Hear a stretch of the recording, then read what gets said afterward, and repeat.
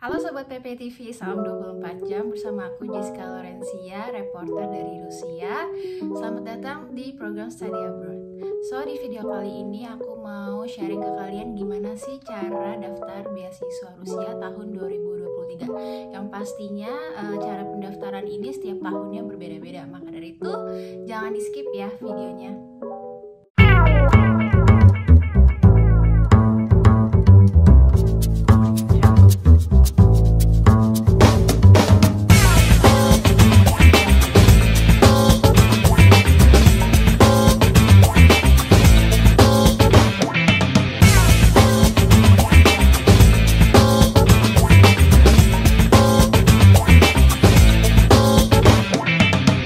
Sekarang aku berada di Rusia dan aku sedang menempuh pendidikan S2. Waktu itu aku daftar beasiswa Rusia pada tahun 2020. Jadi setiap tahun ke tahun itu syarat untuk pendaftaran beasiswa Rusia berganti-ganti. Nah, pada kali ini aku mau share ke kalian gimana sih persyaratan pendaftaran beasiswa Rusia di tahun 2023. Nah, kabar baiknya di beasiswa Rusia ini kita tidak perlu untuk tes TOEFL, tes bahasa Inggris dan lain-lain, itu nggak perlu karena di Rusia ini kita wajib belajar full bahasa Rusia, jadi kita tidak memerlukan bahasa Inggris. Tapi ada beberapa program studi yang menggunakan bahasa Inggris dan itu ya sedikit sih. Oke, yuk kita bahas gimana sih cara daftar beasiswa Rusia. Yang pastinya kalian harus isi form kalian, data-data kalian di link di website. Nanti aku tulis linknya di bawah description box. Terus yang kedua yang pastinya paspor. Ini aku lihat di catatan aku ya teman-teman. Paspor yang pastinya masa berlaku tidak kurang dari 4 tahun saat pendaftaran. Oke, next, setelah paspor kalian butuh ijazah yang sudah dilegalisir. Kalau untuk S1 nilai rata-ratanya kalian harus 8,5. Jadi nilai rapot SMA kalian minimal harus 8,5. Terus juga kalau untuk kalian daftar ke S2 atau S3 minimal IPK kalian harus 3,0. Next ada transkrip nilai dan juga ini harus dilegalisir ya teman-teman. Terus pokoknya harus cat basah biru. Terus juga kalian butuh akte kelahiran. Oke, next adalah medical check up. Kalian harus ke rumah sakit yang menyediakan cek kayak HIV, narkoba, terus juga hepatitis, TBC. Pokoknya itu lengkap. Kalian harus tes dan juga alergi.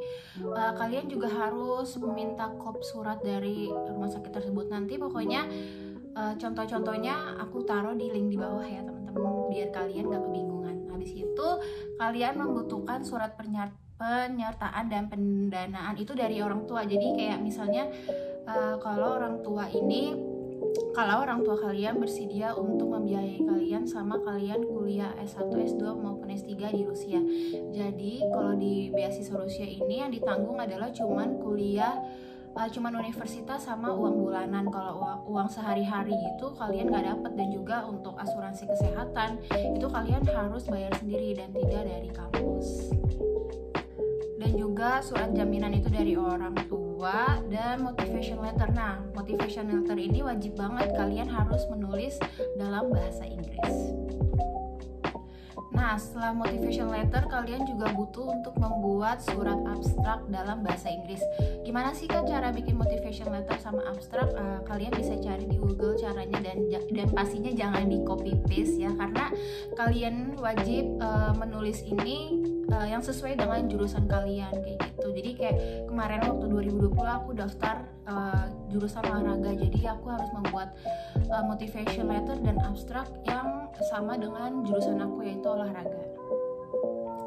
Nah, untuk teman-teman S3 yang mau mendaftar beasiswa Rusia, kalian diwajibkan untuk mengupload surat resmi dari kampus dan profesor yang dituju di Rusia. Nah, habis itu kalian butuh kartu keluarga, KTP calon kandidat, dan juga KTP orang tua. Salah satu dari orang tua kalian mau ayah ataupun ibu kalian kayak gitu. Terus nanti ini upload dokumen-dokumennya semuanya diupload. Terus pokoknya kalian harus tulis dengan jelas teman-teman. Dan juga formatnya ini dibuat dalam A4 dan PDF, bukan Microsoft Word ya. Nah, kabar baiknya dari beasiswa Rusia ini kalian bisa memilih 6 universitas di Rusia. Jadi bebas nih, kalian mau pilih di Moskow, pilih di Kazan, pilih di Tomsk, pilih di Saint Peters, itu bebas banget. Yang pastinya kalian juga harus perhatiin gimana kondisi kampusnya, gimana kondisi asramanya, lingkungannya. Pokoknya kalian jangan sampai salah pilih. Kalau aku sekarang sedang kuliah di Tomsk State University, terus juga menurut aku di sini di Tomsk ini enak, dan juga asramanya bagus ya, nyaman banget. Jadinya ya pokoknya kalian jangan sampai salah pilih universitas di Rusia, karena banyak juga dari teman-teman aku mereka akhirnya menyesal dan akhirnya mereka mengundurkan diri. Dan juga ada beberapa yang pindah universitas. Gimana sih kalau mau pindah universitas, ya kalian ulang lagi beasiswanya kayak gitu. Oh iya, yang seperti aku bilang tadi, kita nggak butuh tes TOEFL, kita nggak butuh tes bahasa Inggris gitu-gitu.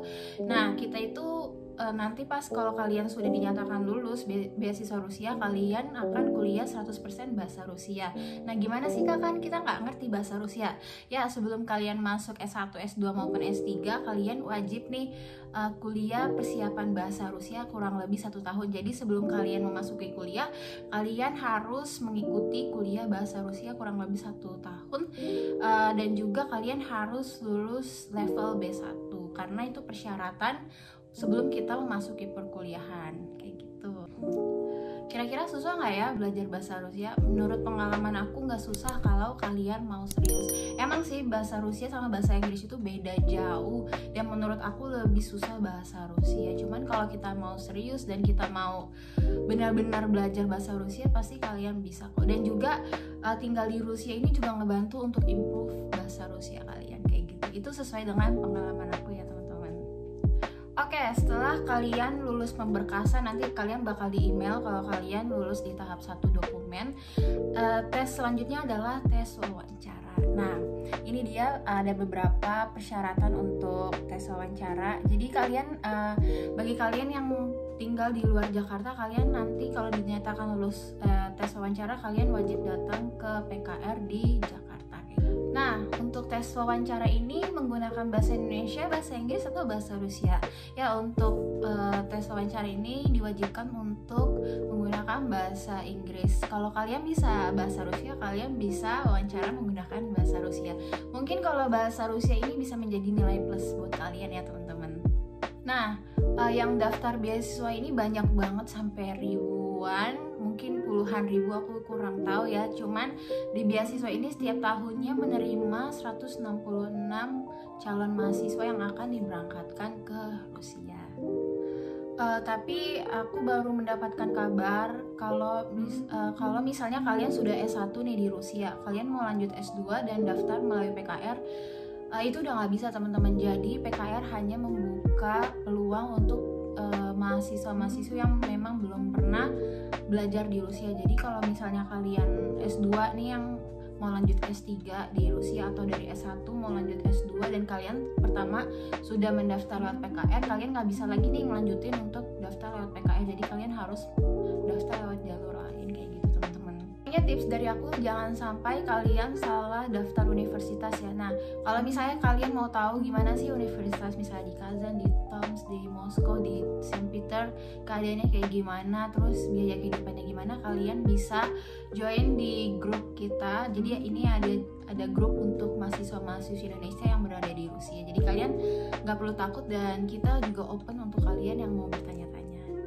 Nah, kalau misalnya di video kali ini ada yang masih kurang jelas, kalian bisa komen di bawah, nanti pasti akan aku jawab. Oke, jadi segini dulu informasi tentang beasiswa Rusia yang bisa aku berikan ke kalian. Next, nanti aku akan memberikan informasi lainnya mengenai perkuliahan di Rusia. So, teman-teman, terima kasih untuk menonton. Jangan lupa untuk subscribe our YouTube channel dan juga follow akun Instagram kita dan media sosial lainnya PPI TV. Saya Jessica Lorencia dan kru yang bertugas pamit undur diri. PPI TV dari pelajar untuk